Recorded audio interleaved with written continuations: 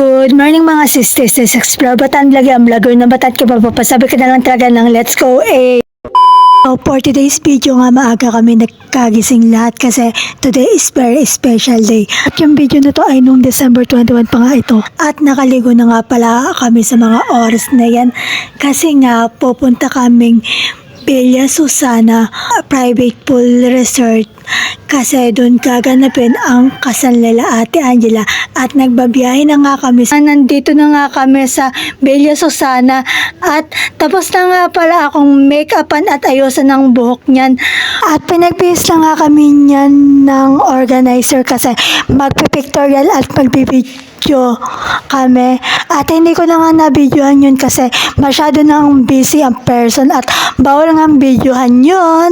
Tamang video at pakit muna tayo sa camera yan habang naghihintay ng oras kasi 4 PM pa naman ang exact na maglalakad ang mga abay, mga ninong at ninang at yung mga parents ng ikakasal.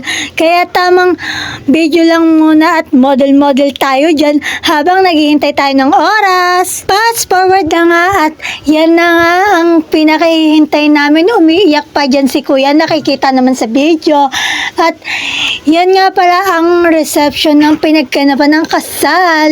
At ayan nga pala ako, tamang video lang ng ating ma-eco-content. At ayan nga pala si Ate Angela na ikakasal na kay kuya. So, congratulations Ate Angela and kuya. Best wishes to both of you.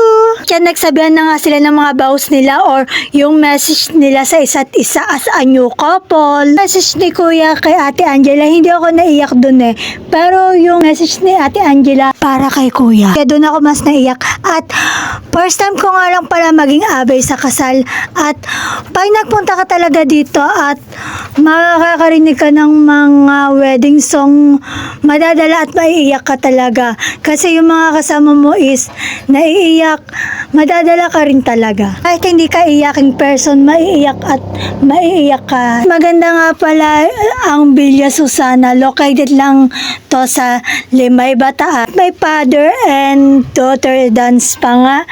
At sinayaw na nga ng papa ni Ate Angela siya. Unang sayaw as a new couple at nag-enjoy naman talaga ako sa kasal nila Ate Angela at kuya.